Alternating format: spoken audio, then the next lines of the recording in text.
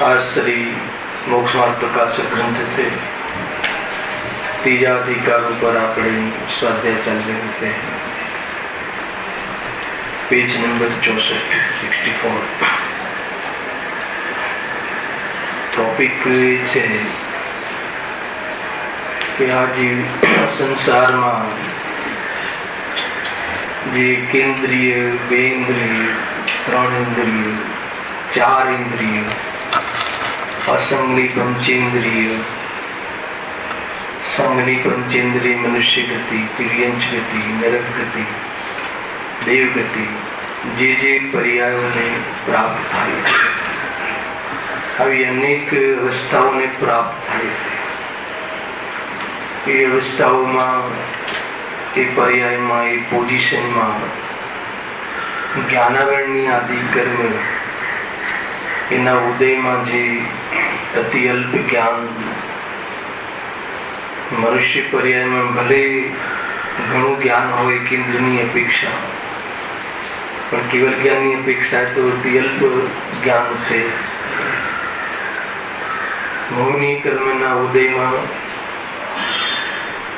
મોહરાગદ્વેષાદિ तीव्र मोहराग्रसादी परिणाम अंतराय कर्मना उदय में जेनो पुरुषार्थ की अनेक गणी हीनता एवी जे पोजिशनों ने प्राप्त जीव थाय छे एवी दुर्दशाओं जे जीव थाय छे अने जीव घणो दुखी थाय छे. एना परथी ए ख्याल आवे के लोकमां एवी कई दशा छे कि जे सुखनी होय. एक पण दशा सुखनी नथी. सम्यक दर्शन वगर तो कोई पण पोजिशन होय देव गतिना देवनी अवस्था होय बहारमां घणा ठाठ होय तो पण ईर्षा भावथी जीव निरंतर जलन ने प्राप्त अने सम्यक दर्शन रहित नरक में निरंतर देहनी कापकूप में अनंत आकुलता भोगवे से. जो सम्यक दर्शन होय सम्यक दर्शन एटले के देह से तो जड़ से હું ચેતન છું બંને વચ્ચે કોઈ પણ મળતું આવતું નથી. બંનેની નાત જુદી જાત જુદી ભાત જુદી. એવું જો એને અનુભવ જ્ઞાન અને પ્રતીતિ થઈ જાય તો એવા કાકુપના કાલમાં પણ રંચી માત્રે પણ આકુલતાને પ્રાપ્ત થતી નથી. सम्यक दर्शन एक तारे से दुखों थी एना वगर तो संसार में जे पण कोई परिस्थिति थाय छे जे पण दयनीय से दर्दनाक से दशा चारो गति की मुझे लगे दशा चारो गति की दयनीय दया का किंतु नया साबड़ दशा चारो गति की दयनी दया का किंतु नया विराम शरण जो अपराधी को दे अरे अपराधी वह शरण जो अपराधी को दे अरे वह अपराधी શું કહેવું છે આમાં ખ્યાલ આવે? જે ચાર ગતિની જે દશાઓ છે કેવી છે? દયનીય છે. જ્ઞાનીઓના હૃદયમાં એનો વિચાર કરતા ઘણી દયા ઉપજે છે જ્ઞાનીઓના હૃદયમાં. જ્ઞાનીઓને આ 4 ગતિની દશાઓ ઉપર, એ દશાઓમાં જીવતા જીવો ઉપર ઘણી દયા આવે છે. દયા આવે છે એ વાત જુદી છે, પરંતુ બીજી લીટીમાં શું છે? किंतु यहाँ दया का न यहाँ विधान, परंतु અહીંયા દયામાં કોઈ વ્યવસ્થા નથી બનતી, દયાનો કોઈ કાનૂન નથી. દયા આવે એટલે માફ થઈ જાય એમ નથી. શરણ જો અપરાધી કો દે વહ અપરાધી ભગવાન. દયાથી કોઈ ખ્યાલ? દયા એટલે શું? દયાનો ભાવાસન થાય છે કડીમાં. બહુ વખત પૂજા કરીએ છે. દયા છે ને, દયા એક શલ્ય છે, છલ છે. કેવી રીતે દયા? મતલબ કોઈ વ્યક્તિ છે, કોઈ પાપ કરે, પાપ કરીને ભગવાન આગળ જઈને એમ કહે કે પ્રભુ મને આ પાપ થઈ ગયું છે ભૂલથી, તો મને માફ કરો. તો કે અહીંયા માફ કરવાની કોઈ પદ્ધતિ નથી. यहाँ दया का कुछ न विधान, અહીંયા દયાનો કોઈ વ્યવહાર નથી કે મેજિસ્ટ્રેટ આગળ જાઓ વર્તમાન સંવિધાનમાં, કોઈ આપણાથી અપરાધ થઈ ગયો, કોઈ ભૂલ થઈ ગઈ ને મેજિસ્ટ્રેટને કહીએ કે ભાઈ મને આ ભૂલથી અપરાધ થઈ ગયું છે તો મને માફ કરો, તો એ માફ કરી દે, સજા સંભળાવે ને. છતાં એ ભારતીય સંવિધાનમાં તો એવી જોગવાઈ છે કેવી કે કોઈ અજ્ઞાન હોય, અર્થાત મૂર્ખ હોય અને એના લોપુલ્સના લોકો ફાયદા પણ ઉઠાવે છે. કોઈ અપરાધ થઈ જાય તો પછી એને સજા ના ભોગવડાવી હોય તો એને પાગલ સિદ્ધ કરે વકીલ કે ભાઈ એ મેન્ટલી પ્રોબ્લેમ છે, ડિસ્ટર્બ છે, એટલે આ અપરાધ થઈ ગયો છે તો તમે એને કોઈ સજા ન આપો. ત્યાં તો છે, પણ કુદરતમાં જે છે ને ભાઈ, કુદરતમાં કોઈ માફીની વ્યવસ્થા નથી. કુદરતમાં કોઈ માફ થઈ જાય, તમે એમ કહો કે ભાઈ અમને આ ખબર નથી, સત્યવ્યસન કરે તો નિયમથી એ નરકાદીમાં જાય કે ભાઈ મને ખબર નથી કે આ સત્યવ્યસનમાં આટલો દોષ છે અને એમાં નરક મળે, તો પ્રભુ મને આ અપરાધ મારો માફ કરી દો. તો એ કે એવી જાતિની અહીંયા કોઈ પણ વ્યવસ્થા નથી, એમાં તો જવું જ પડશે. આવે છે ભાઈ, તો કે એ તો ભોગવવું જ પડશે, એમાં કોઈ માફી બાફીની વાત નથી. મને ખબર નથી ને કે આમાં ઘણા જીવો છે, એટલે મેં હું બધું સેવન કર્યું તો મને માફ કરી દો એમ. તો કે તને તો ઓર મોટી સજા થવી જોઈએ. અજ્ઞાન કોઈ બચાવનું શસ્ત્ર નથી. ખબર નથી અને કોઈ ખબર નથી તો એ તો તને ચૈતન્યનો પિંડ છે અને તને એટલી ફુરસદ ન રહી કે આ પરિણામનું ફલ શું આવશે, તો કહે કે તારી સજા તો આનાથી પણ વિશેષ હોવી જોઈએ. શરણ જો અપરાધી કો દે વે અપરાધી ભગવાન. શું કહ્યું? દુનિયાના કોઈ ભગવાન એ અપરાધીને માફ કરી દે. શરણ આપે એટલે માફ કરી દે, કઈ વાતો નહીં, તું મારી થોડી સેવા કર, મારી 2-4 માળા ગણ અને માફ થઈ જશે. તો કહે છે કે ભગવાન ન હોઈ શકે. બહુ સુંદર ચર્ચા છે. દયા આવે વાત જુદી છે, પણ દયા આવે તો એ દયા કોઈ માફી માટે છે એમ નથી. સમજો? એ વાત અહીંયા એક કડીમાં બહુ સુંદર ત્યાં સિદ્ધ પૂજનમાં પંડિતજી લખી છે. તો અહીંયા વાત એ આવી કે જે એકેન્દ્રિય આદિ જીવ છે એની જે પર્યાયની જીવ વાત ચાલે છે, તો એકેન્દ્રિય પર્યાય ને તીવ્ર મોહ હોય છે, તીવ્ર કષાય હોય છે અને જ્ઞાનની શક્તિ અલ્પ હોય છે, એટલે ઘણો દુઃખી હોય છે. આપણે એ સિદ્ધાંત પર આવ્યા. કોઈને એમ થાય કે કેવી રીતે દુઃખી હોય કે ઝાડ લહેરાતું હોય, હવામાં ઝૂલતું હોય, એની ડાળીઓ ઝૂલતી હોય, એના નીચે નાના નાના બાળકો એના લક્ષ કરીને એન્જોય કરતા હોય, નવા નવા કપલ અને ત્યાં એન્જોય માણતા હોય, અને એ ઝાડ દુઃખી લાગે આપણને? તો કે આનંદમાં લાગે. બહુ લહેરાતી જે વનસ્પતિ હોય, લહેરાતા ઝાડ, પાન, ફૂલ જે બી હોય તો આપણને દુઃખી લાગે, આનંદભાઈ. એમાં શું દુઃખ હોય? તો અહીંયા કયો સિદ્ધાંત બતાવ્યો છે? એ સિદ્ધાંતના અનુસાર તમે ભાવવાસન કર. કાલે આનું મેં ભાવવાસન કરાવવાનો પૂરા 1 કલાક પ્રયાસ કર્યો હતો. એ આપણા માધ્યમથી કોઈ કોમામાં જતો રહ્યો વ્યક્તિ, એને બોલવાની ઘણી ઈચ્છા હોય પણ બોલી ના શકે. પેલા કોઈ ચીજ જાણવાની, આમ આંખ ખુલ્લી હોય ને બધું જાણવાની ઘણી ઈચ્છા હોય પણ જાણી ના શકે. વિચાર કરવાની ઘણી ઈચ્છા હોય પણ વિચારની શક્તિ ના હોય. તો એ જીવની કેટલી આકુળતા થાય, સમજમાં આવે છે? અનંત આકુળતા થાય. કોઈ ચીજ આપણે જાણવું છે, આમ દેખવું છે, અને કોઈ ચીજ સમજવી છે પણ સમજવાની શક્તિ ઘણી અલ્પ હોય અથવા સમજવાની શક્તિ જ ના હોય તો એ જીવ કેવું પરેશાન થાય છે? કાલે આ વાત લીધી હતી ને. તો જ્યારે એક સંગી પંચેન્દ્રિય જીવની એવી શક્તિઓ જાણે હણી જાય છે, ડાઉન થઈ જાય છે, તો આપણને એમ લાગે છે કે કોમાવાળા જીવને કોઈ પ્રતિક્રિયા બહાર દેખાતી નથી તો શું દુઃખી હશે?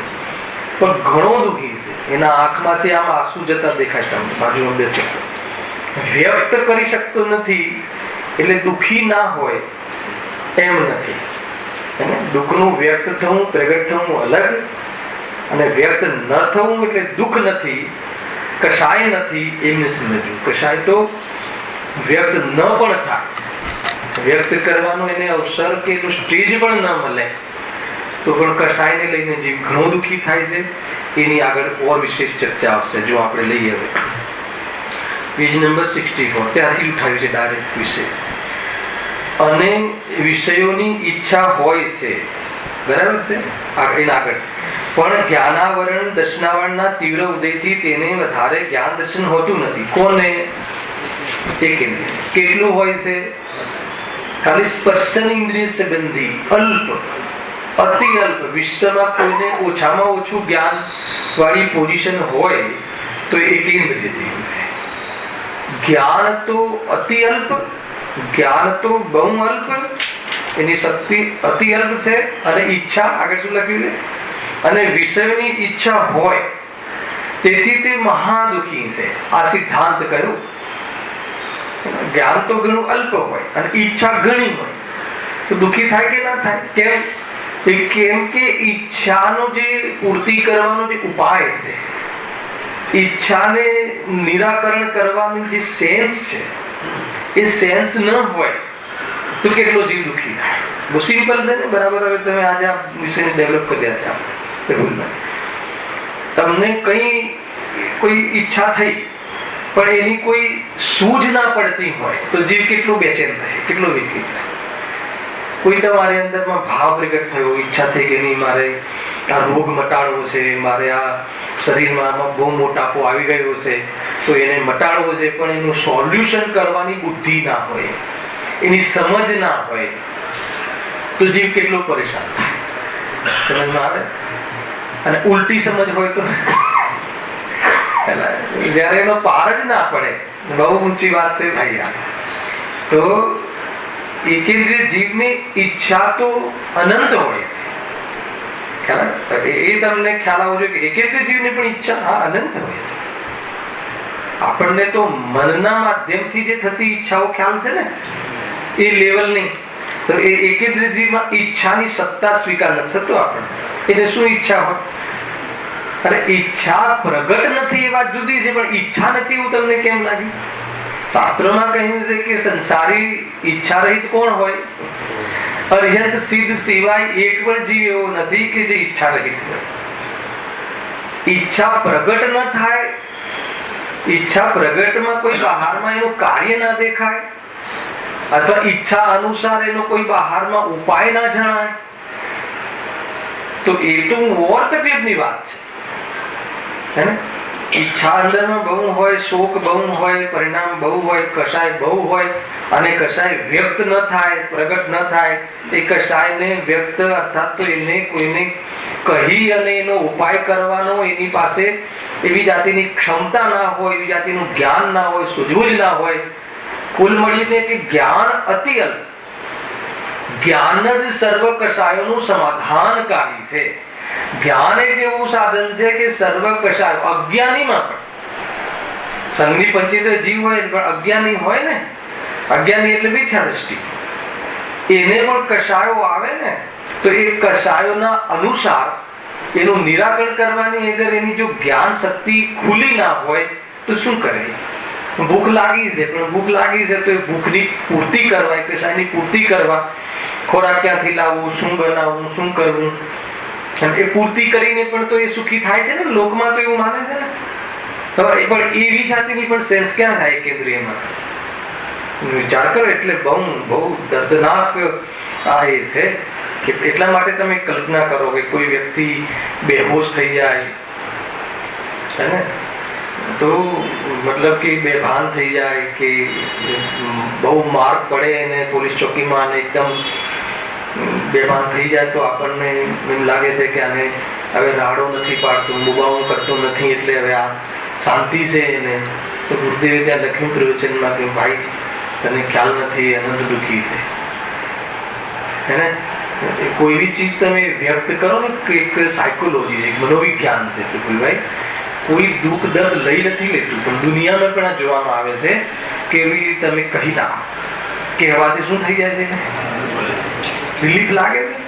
યદ્યપી કોઈ જે આધ્યાત્મ દ્રષ્ટિથી એનો ભાવ થતો નથી, પરંતુ ત્યાં એને કહેવાથી, એને જ્ઞાનમાં ખુલાસો ઉઘાડ થવાથી અને એ સંબંધી એને રાહત રહે છે. જ્ઞાનમાં ત્યાં મોહ જે દુઃખની શક્તિ જે છે ને, દુઃખ એને મંદ પડે છે એમ થાય છે.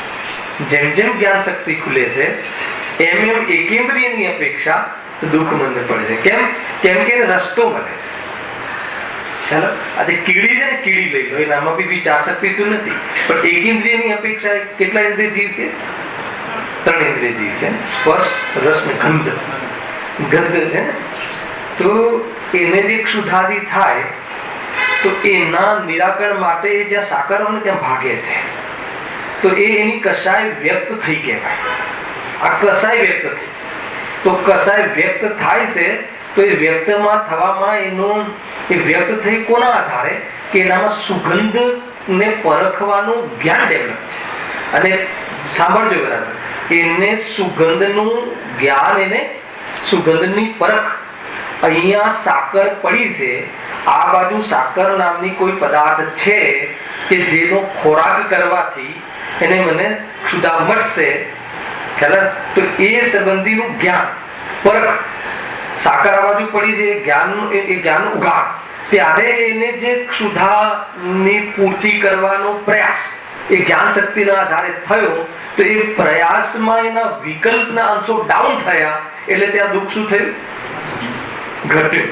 પણ આને તો બધી ઈચ્છાઓ તો છે કેન્દ્રિયને, અનંત ઈચ્છાઓ તો છે, પણ એક બી ઈચ્છાને પૂરી કરવા માટે જે સેન્સ છે ખુલ્લી નથી, તો કેમ પરેશાની થઈ?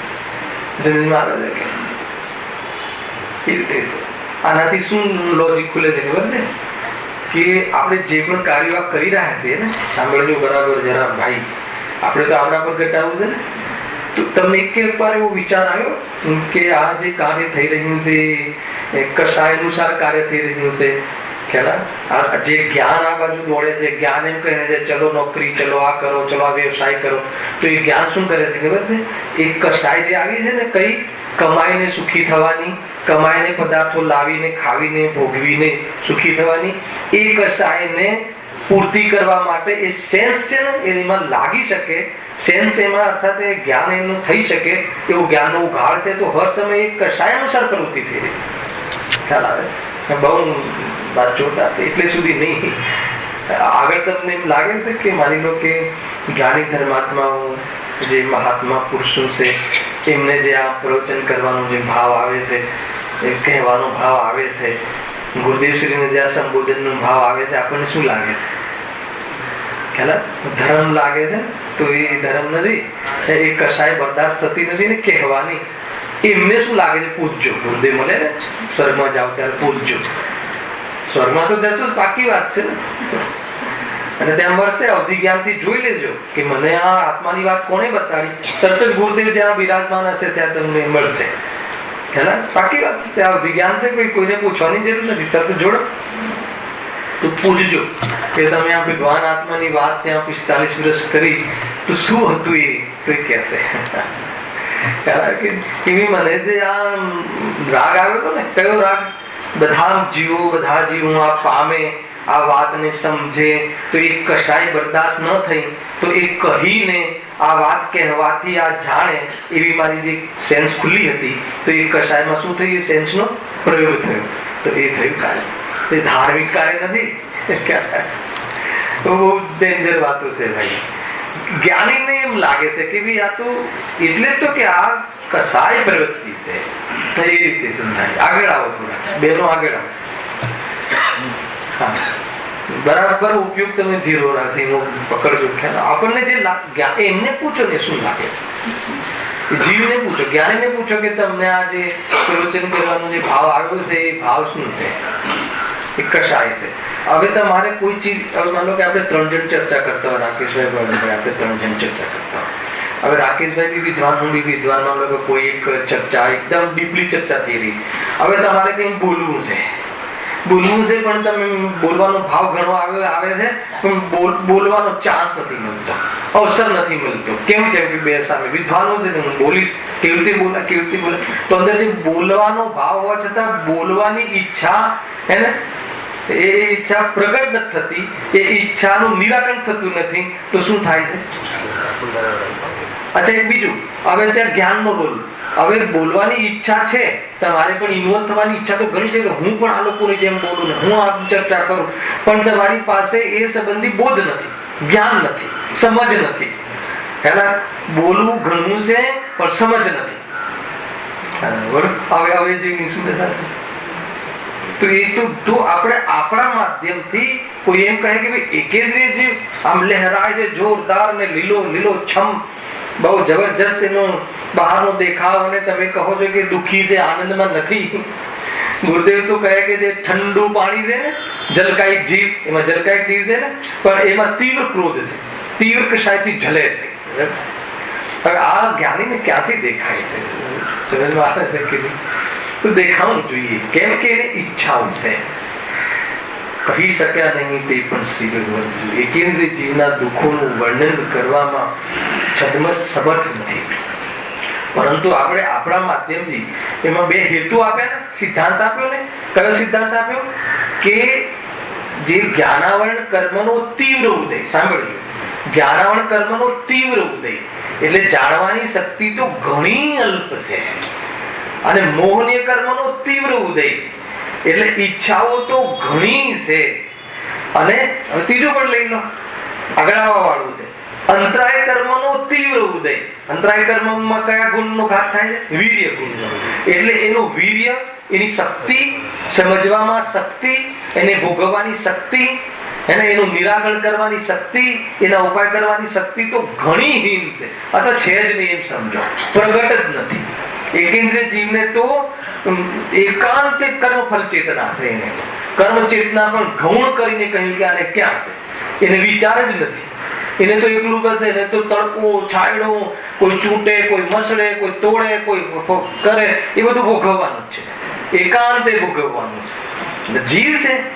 જીવ છે અને એનાથી આપણા દ્વારા થતી પ્રક્રિયાઓને પ્રતિકાર કરવાની સેન્સ નથી કે હું ભાગી જાઉં, હું છુપાઈ જાઉં, તડકો આવે હું છાંયડામાં જતો રહું, એવી જાતિની એનું જ્ઞાન ખુલ્લું નથી.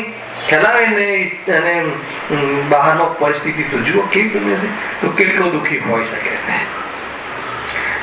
વિચારજો ભાવિનભાઈ કે તમારે કોઈ કશાય પેદા થઈ, કોઈ ઈચ્છા પેદા થઈ, કોઈ મતલબ કે કોઈ વિચાર આવ્યો, મતલબ કોઈ ઈચ્છા થઈ અને એના નિરાકરણ કરવાની તમારામાં ક્ષમતા ના હોય, જાણવાની ક્ષમતા ના હોય, તો કેવી દશા થાય? બહુ પરેશાન થઈ જાય, બહુ પરેશાન થઈ જાય. હા, તો એકેન્દ્રની વાત છે. જો આગળ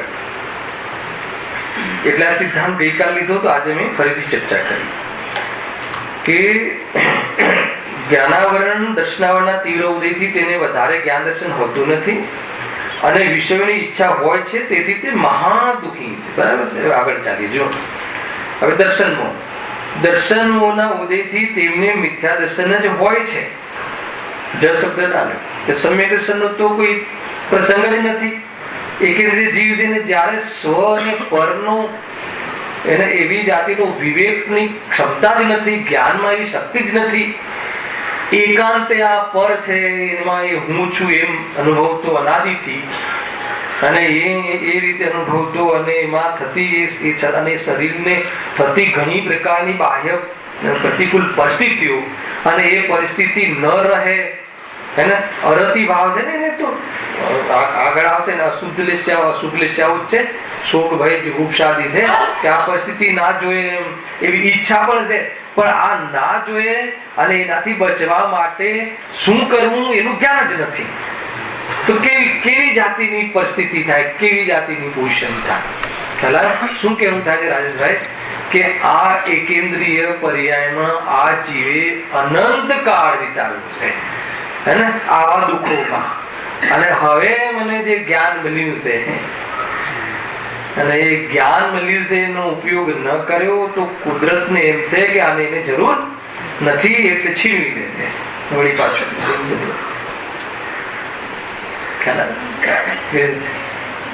હે કુદરત એટલે કર્મ એવા જાતિનો કર્મ બંધાય છે, નિમિત્ત પ્રધાન કથન છે.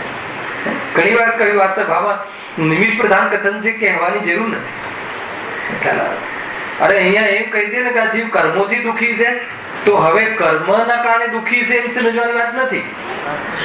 નિમિત્ત પ્રધાન કથન છે. પ્રકૃતિ છીનવી લે એટલે શું, તમને એનું બી પોસ્ટમોર્ટમ કરીને બતાવો. પ્રકૃતિ એટલે શું? પ્રકૃતિ એટલે કર્મ પ્રકૃતિ. પ્રકૃતિનું કર્મનું નામ પ્રકૃતિ છે. 148 પ્રકૃતિ છે, જૈન ધર્મ કહે છે કર્મ. હવે માની લો કે તમારે જ્ઞાનની સ્વભાવની જરૂરત જ નથી, જરૂર ભાષી જ નહીં, અને તમને તો બહારના પદાર્થોમાંથી જ્ઞાન આવે છે અને એમાં સુખ આવે છે એમ માન્યું, તો એનું જ્ઞાન શું થઈ જાય છે?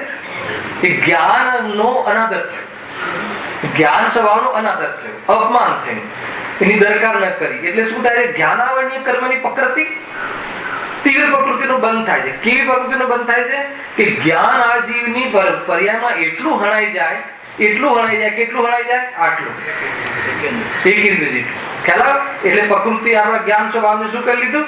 છીનવી લીધું. પણ કોણે છીનવી લીધું? ખરેખર તો સ્વયં એવા ભાવ કર્યા હતા અને કર્મને આમંત્રણ આપ્યું હતું. એટલે કર્મે એવી પરિસ્થિતિ ઉભી કરી અને જીવને મોહના કારણે દુઃખી થાય. મોહ તો છે જ, લખ્યું ને દર્શન મોહ તો છે એમ કહેવું છે. ખ્યાલ? પ્રકૃતિને છીનવવાનો એમ છે. જો દર્શન મોહના ઉદયથી તેમને મિથ્યા દર્શન જ હોય છે. કોને? એકેન્દ્રિય જીવને મિથ્યા દર્શન જ હોય છે.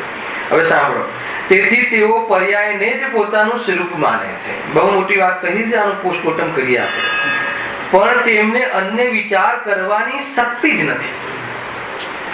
આમાં એક બીજી વાત ફલિત થઈ લાગી કે અન્ય વિચાર કરવાની શક્તિ નથી. વિચાર કરવાની શક્તિ ના હોય તો પણ શરીરમાં એકત્વ થઈ શકે છે. એટલે વિચાર અને એકત્વ બંને જુદી જુદી વસ્તુ છે. વિચાર જ્ઞાનની પર્યાય છે અને આ શરીર હું છું એવી પ્રતીતિ એ શ્રદ્ધા ગુણની પર્યાય છે. અને આ શરીર તે હું છું એમ અનુભવ કરવામાં અહીંયા કહે છે કે વિચાર કરવાની જરૂર નથી, જ્ઞાનનો કોઈ રોલ નથી શ્રદ્ધામાં એમ કહે. અને એને લક્ષ્ય કરીને પાપ પુણ્યનો ભાવ કરે, ચારિત્રનો મઠ, 3 ગુણ કહે ને. પ્રતીતિ એ કોનું લક્ષણ છે? પ્રતીતિ કહો, એકત્વ કહો, અહેમ કરવું કહો. એ અહેમ કરવાની જે શક્તિ છે ને એ કોનામાં છે? શ્રદ્ધા. પણ સ્વરૂપમાં અહમ કરવું તો એ શક્તિનો સદુપયોગ થયો. અને પરમાં અહમ કરવું, શરીરાદિમાં હું છું એમ અહમ કરવું, અને એના માટે કોઈને સમજાવવાની જરૂર નથી. એ તો જીવ અનાદિથી જ લઈને આવે. બાળક પેટમાંથી આવે ને ત્યારથી એના શરીર પ્રત્યે હમબુદ્ધિ એને ત્યાંથી જોજે, કોઈ શીખવાડતું નથી. મારાપણું કરવાનું લક્ષણ અપલક્ષણ, આ મારી માં, આ મારું ચીજ, એના પાસે આ પરદ્રવ્યમાં મારાપણું કરવાની આદત, મારાપણું કરવાનું અપલક્ષણ તો છે જ. અને વળી પાછા આપણે સમજાઈએ, શું સમજાઈએ? બેટા તારી મમ્મી, બેટા તારી મમ્મી, બોલ મારી મમ્મી. એટલે એને શું કરીએ? એ તો મારું કરવું, પરમાં મારાપણું સ્થાપના કરવી, પરમાં કર્તૃત્વપણાનું જે ઝેર છે એ તો અનાદિથી એનો સંસ્કાર તો એને તો પાછળ પડ્યો. પછી પાછા એવા સંસ્કારને તું ના કરી શકે, તું તો દુકાન ચલાવી શકે, તું તો આ કરી શકે, વળી પાછું પાકું કરાવો. અને એને આપણે શું કહીએ? આપણા હિતે જ કહીએ. સમજમાં આવે છે કે નહીં? બહુ બરાબર સમજો ભાઈ. મહેનત કર, ધંધો કર, પૈસા કમા અને સુખી થા. એના માટે તારે જ્યાં પણ મારી જરૂર હોય, મારા વગની જરૂર હોય, મારી બુદ્ધિની જરૂર હોય, તો હું શું કહી શકું? હાજર છું, તૈયાર છું. સમજમાં આવે છે કઈ? બહુ મોટી વાત છે ભાઈ. એ વાત ચાલે છે. જીવને ખ્યાલ જ નથી કે સુખી ક્યાંથી થાય. એ શું કહે છે? જુઓ ક્યાં વ્યાખ્યા. દર્શન મોના એ વાત આવી, શ્રદ્ધા અને જ્ઞાન. અહીંયા કહે છે કે તેમને અન્ય વિચાર કરવાની શક્તિ જ નથી. મિથ્યા દર્શન જો છે, તેથી તેઓ પર્યાયને પોતાનું સ્વરૂપ માને છે. જે પણ કોઈની પર્યાય થઈ છે એને પોતાનું સ્વરૂપ માને છે. વિચાર કરવાની જરૂર નથી. જ્ઞાન પર પદાર્થમાં એકત્વ કરવાનું, પર પદાર્થથી ભિન્ન ભેદ જ્ઞાન કરવું હોય, પોતાના આત્મામાં એકત્વ કરવું હોય, તો ત્યાં વિચાર જ્ઞાન ની કન્ડિશન મૂકી. સાંભળતું બરાબર? એને છતાં પણ એકત્વમાં જ્ઞાનનો કોઈ રોલ નથી. એકત્વ માની લો કે હું તમે બતાવો પહેલા તો એમ સમજો કે એકત્વ, આ હું છું, આ શરીર મારું છે, આ ઘર મારું છે, આ મકાન મારું નથી. એવી જે આપણી શ્રદ્ધા છે, એવી જે પ્રતીતિ છે, એવી જે આપણી માન્યતાઓ છે, એ માન્યતા આપણે કેટલી વાર વિચારમાં લાવીએ છીએ. માનો કે તમે જે પણ કોઈ માનો છો પોતાના બારામાં, જે કઈ માનો, શું માનો પોતાના બારામાં? હું મનુષ્ય છું, હું પુરુષ છું, હું પતિ છું, હું આનો પુત્ર છું, હું ટ્રસ્ટી છું, જે પણ કઈ માનો છો, હું જૈન છું, હું શ્વેતાંબર છું, હું દિગંબર છું, હું અગ્રવાલ છું, હું પોળવાલ છું, જે બી કોઈ પોતાને આપણે માનીએ છીએ, જે માનીએ છીએ, એ આ તમે કેટલી વખત તમે એને મેમરીમાં લાવો છો? ખરા ભાઈ? તમે જે ઘરમાં રહો છો આનંદભાઈ, જે ઘરમાં રહો છો, એ આ ઘર મારું છે એવું કેટલી વાર જ્ઞાનમાં આવે છે? અરે હું તમને અહીંયા એમ સમજાવું કે આત્માને ઘર હતું નથી. આત્માને અને ઘરને કોઈ સંબંધ નથી. ઘર મેરા કુછ ભી નહીં લગતા, એની સાથે મારે કઈ સંબંધ નથી. ઘર સિમેન્ટ રેતીનું છે અને આત્મા જ્ઞાન દર્શનનું છે. એટલે બંને ભિન્ન છે. એ હું તમને સમજાવું છું. તમારા વિચારમાં પણ એમ છે, પણ પેલું ઘર મારું છે એની પ્રતીતિ એ વખતે એટલે વિચારને અને પ્રતીતિને કોઈ ખ્યાલ આવે ને મેળ નથી. પરંતુ વારંવાર વિચાર કરવાથી એ જે પ્રતીતિ જે મારું માનીને અંદરમાં બરાબર જમાઈ દીધો છે અધિકાર, એને શું થાય? ધીરે ધીરે એ ઢીલી પડે. એ કામ છે, પરંતુ મારે એ બતાવવું છે કે ક્યારે મેમરીની વાત નથી, યાદની વાત નથી. હું તો એટલે સુધી કહું છું કે તમે એ જે તમારું ઘર છે, તમારી સેન્સ એટલી ડાઉન થઈ ગઈ કે તમે ભૂલી ગયા. શું ભૂલી ગયા?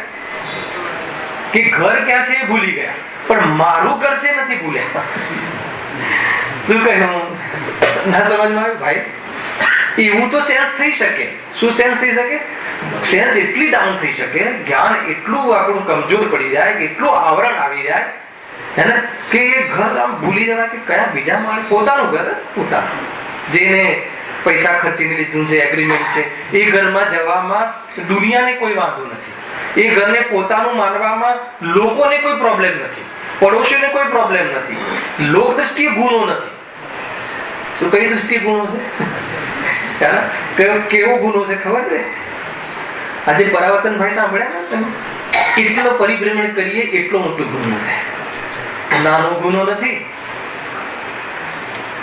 હવે તમે કહેશો કે આવો ગુનો તો અમે નિરંતર કરીએ છીએ, તો હવે વિચારની કોટીમાં રાખો કે આ ગુનો છે, પરદ્રવ્ય પર અધિકાર એ પૂતગલ, એ પરવસ્તુ, એના અનંત ગુણોના સામર્થ્ય વાળું પરદ્રવ્ય, અને એના પર અધિકાર રાખવો, હે ને? અને એ તો પાછી એનામાં તો સેન્સ બી નથી, તમે અધિકાર જમાયો છે એને ખબર બી નથી, પણ એના પર અધિકાર રાખીને સ્વયં જ સુખી દુઃખી થાય. ખ્યાલ? તો એ રીતે વાત અહીંયા શું ચાલતી હતી કે તમારું જ્ઞાન આનંદભાઈ એટલું ડાઉન થઈ ગયું, એટલું લો થઈ ગયું કે તમને યાદ કરવું પડે કે એ વિંગ છે કે બી વિંગ છે, સી વિંગ છે કે ડી વિંગ છે. જ્ઞાન તો એટલું ડાઉન થઈ ગયું, પણ મારું ઘર, મારું એ નથી ભૂલતું છે. એની પ્રતીતિ ચાલે છે કે મારું ઘર છે, સમજ આવે ને? એ છે. તો એ થઈ ગઈ પ્રતીતિ. પ્રતીતિ શ્રદ્ધાનું કાર્ય છે. પ્રતીતિ કહો, માન્યતા કહો, એ શ્રદ્ધાનું કાર્ય છે.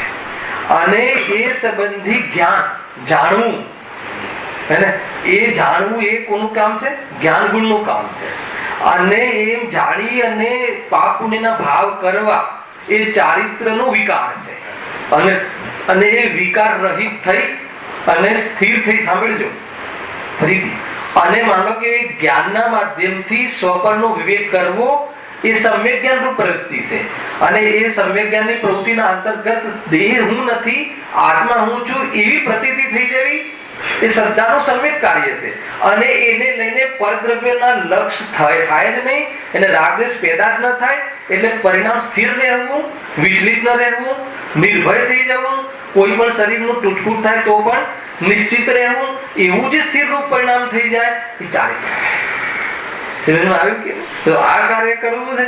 આપણે તો પેલાને શરીરને મારા પ્રમાણે કરીને સ્થિર થવા માંગીએ છીએ, તો કહે નહીં થાય, હર સમય દુઃખી થઈશ, એ મેળ નહીં પડે.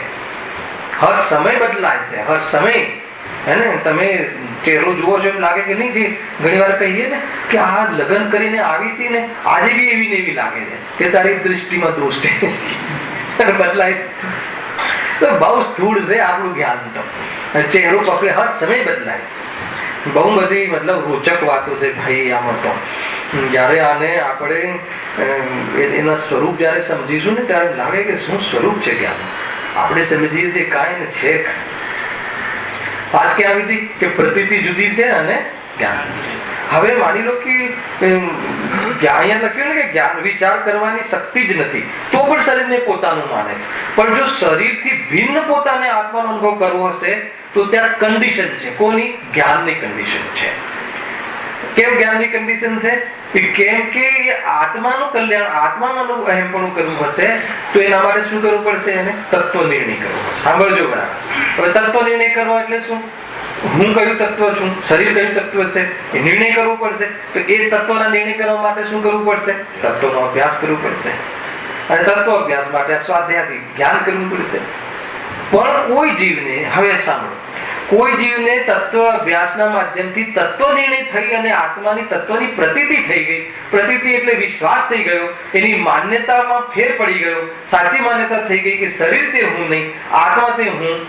એમ થઈ ગયા પછી એ પ્રતીતિને ટકાવવા માટે, સાંભળ્યું, અને એ પ્રતીતિ કાયમ રહે એના માટે વિચારની આવશ્યકતા નથી. એના માટે જ્ઞાનની કોઈ જરૂરત નથી. હવે જ્ઞાન ક્યાંય બી રમે.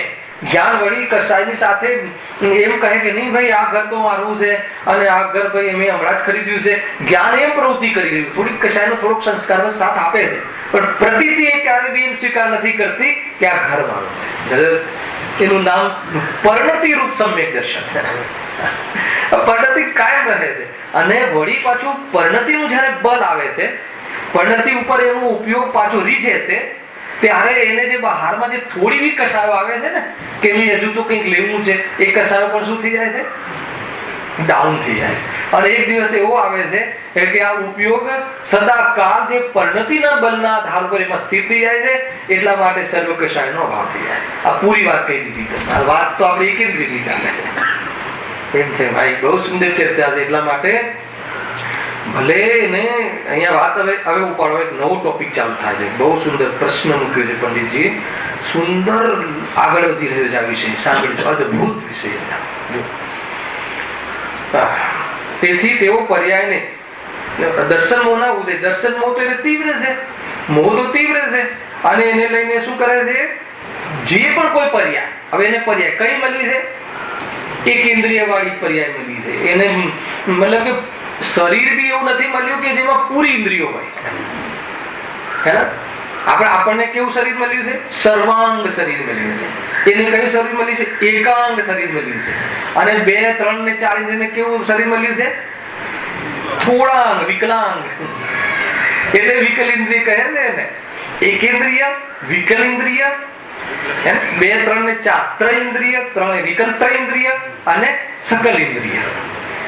આપણને જે શરીર મળ્યું છે, જે ખોખું મળ્યું છે, જે ઇન્સ્ટ્રુમેન્ટ મળ્યું છે, જે બાહ્ય સાધન મળ્યા છે, એ પૂરા અંગ વાળું મળ્યું છે, હે ને?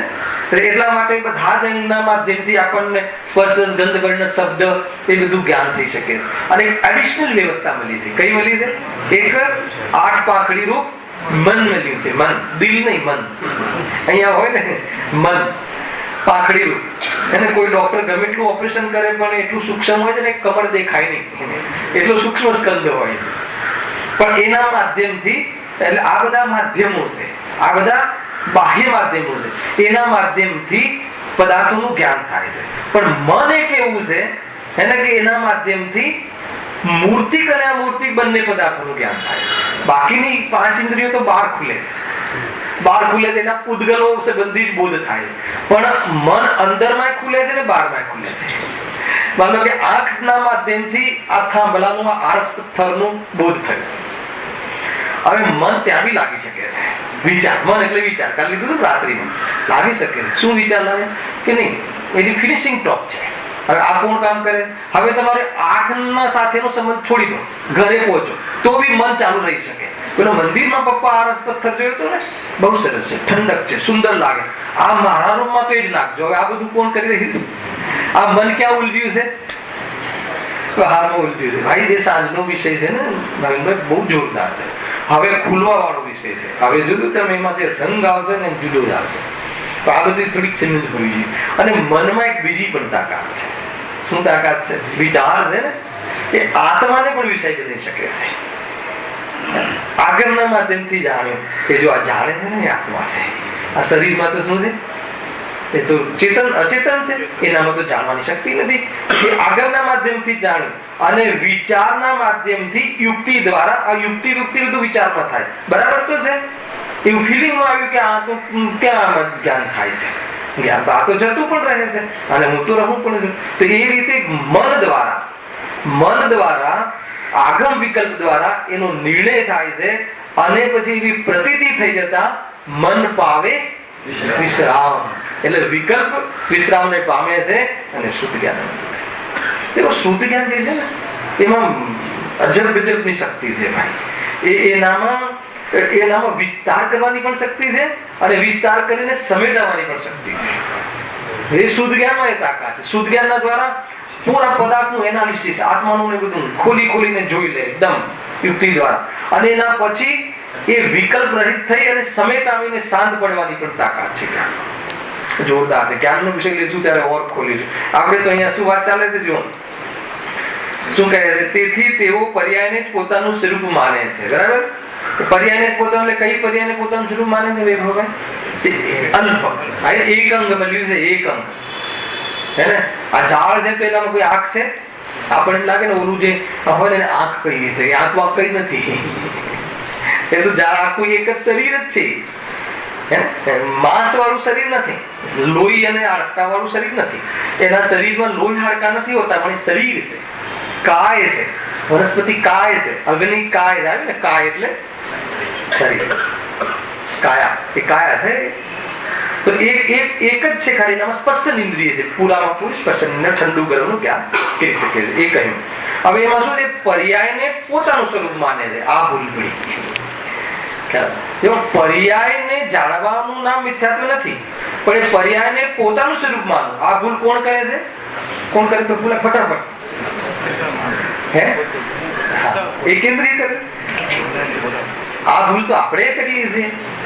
પર્યાય એટલે જે પણ કોઈ પોઝિશન હોય, આ પોઝિશન થઈ જાય ને, આપણને 5 ઇન્દ્રિયનું ખોખું મળ્યું છે અને 1 ઇન્દ્રિયનું ખોખું મળ્યું છે, તો 1 ઇન્દ્રિય ખોખા પર વળી ગયું છે અને આપણે 5 ઇન્દ્રિય ખોખાને આપણે આપણું સ્વરૂપ માની લઈએ છીએ. ભૂલ તો જ છે. જે પણ કોઈ પર્યાય થાય છે, પોઝિશન થાય છે, સિચ્યુએશન થાય છે, સંયોગમાં, પરિણામોમાં, બહારમાં જે પણ કોઈ આપણી સાથે કોઈ પણ પ્રસંગ બને છે, એ પ્રસંગમાં આપણે શું થઈ જઈએ છે? પોતાનું સ્વરૂપ, પોતાનું કાર્ય, પોતાનો વ્યવહાર, આ નિભાવવું જ પડશે, આ કરવું જ પડશે, આ નહીં કરીએ તો, પ્રફુલ્લભાઈના ઘરે અવસર આવ્યો છે એમાં નહીં જઈએ તો શું થશે? શું થશે? શું તમે ગયા અને હું ના ગયું, શું થશે? મને આત્મામાં ન જવાથી અહિત થશે. કોઈને ત્યાં ન જવાથી કે જવાથી કોઈ ફરક નથી પડતો. આત્મામાં ન જવાથી ધ્યાન રાખજો. સમય ના હોવો જોઈએ. મને એવું છે, ખ્યાલ છે ત્યાં સુધી કે એવા સ્ટુડન્ટ જોયા છે મેં, ફોરેનમાં ભણતા સ્ટુડન્ટ, કે એની પાસે વિદ્યાને વરવા માટે, વિદ્યાને પારંગત કરવા માટે, એવી ડિગ્રી લેવા માટે એની પાસે એટલો સમય હોતો નથી કે એને લગ્ન કરવાનો સમય હોતો નથી. બીજાનું નહીં, પોતાનું. ખ્યાલ છે તમને? એવા બી મેં 2 ઉદાહરણો જોયા હતા. પ્રત્યક્ષમાં હોસ્ટેલમાં રહેતો હતો ત્યારે. પેલા બી હતું, રાજા મહારાજો ખાંડું હોય ને, તલવાર ખાંડું, શું કહો તમે? ખડક કે જેવી ખાંડું, એને મોકલી દે કે આ તમે ચોળીમાં મૂકી દેજો, એટલે એની સાથે 7 ફેરા ફરી દેજો, તો મારી પાસે ટાઈમ નથી. આત્મકલ્યાણ વાળા જીવોને આટલે બધો ટાઈમની કિંમત હોવી જોઈએ. જયારે એક લૌકિક જ્ઞાન વધારવા વાળાની એટલી કિંમત હોય છે, તો આ પરમેશ્વરી વિદ્યા વધારવા માટે કેટલી ગરજ હોવી જોઈએ. આ બધું હોય છે, સમજો. એ બહુ મોટી વાત છે ભાઈ, બહુ ગરજ હોવી જોઈએ. આત્મનિહિત કર્યું છે ને, જો આગળ હવે વાંચો, જોરદાર વાત આવે છે. અહીંયા સુધી કેટલા કર્મની વાત થઈ? જ્ઞાનાવરણી કર્મના કારણે એની જ્ઞાનની શક્તિ ઘણી હીન છે, અને મોહનીય દર્શન મોહનીય કર્મમાં ઉદયમાં જે પણ કોઈ પર્યાય પ્રાપ્ત થઈ છે એમાં શું માને છે? અન્ય કોઈ વિચાર જ નથી.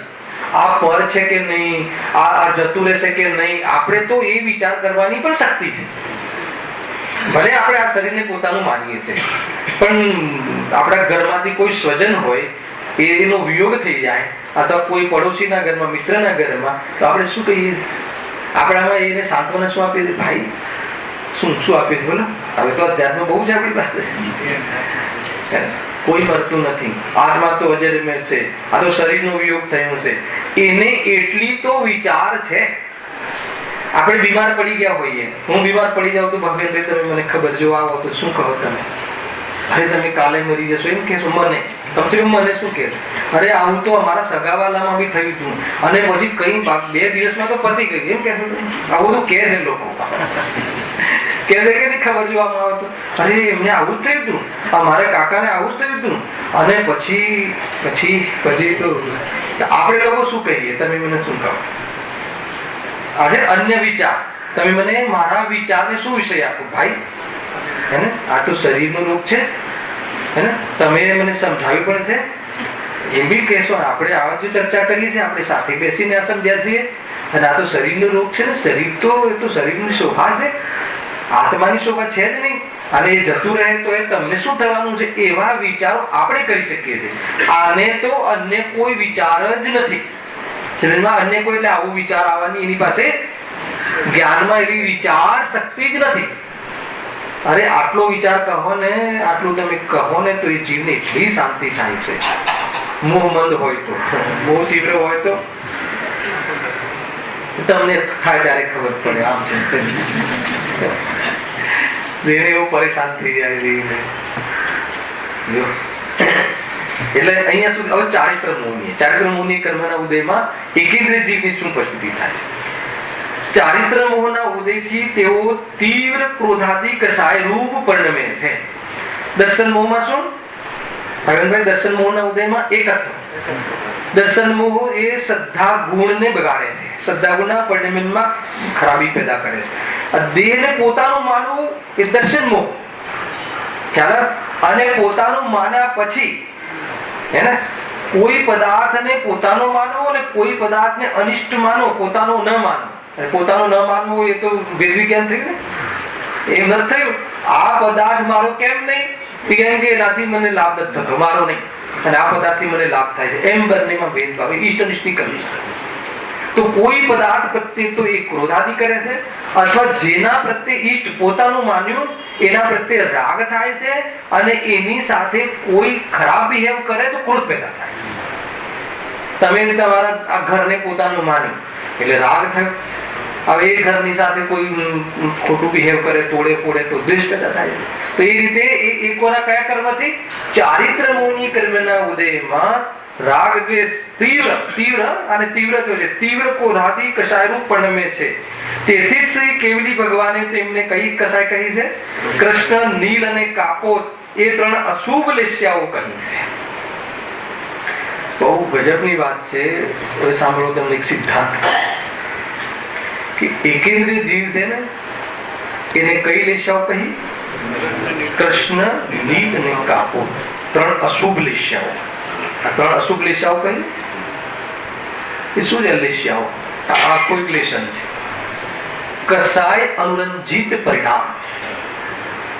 એના કસાયને અનુરંજિત, કસાયમાં રમવા વાળા પરિણામની અંદર જે તારતમ્યતા થાય છે, કસાય અનુરંજિત પરિણામ, ક્રોધ, માન, માયા, લોભ આદિ એમાં અનુરંજ, એમાં રંગાય છે, એમાં રમે છે જીવ.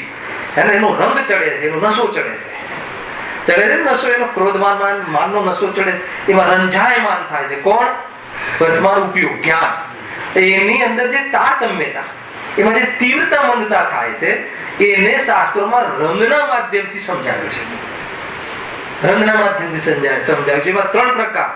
કૃષ્ણ એટલે અતિ તીવ્ર ક્રોધમાન માયેલો તીવ્ર. કૃષ્ણ એટલે કયો કલર થયો? કાળો. કૃષ્ણ, નીલ અને કાપોત. બરાબર, ત્રણ કલર કયા? ત્રણે બ્લેક શેડ ના ભેદ છે. તમને આપણી ભાષામાં કહું, નેવી બ્લુ કલર આવે ને, નેવી બ્લુ, મને તો સેન્સ જ નથી થતી. નેવી બ્લુ તો દીકરાને એમ જ કહું, બેટા તો કાળું પેન્ટ લઈ આવે.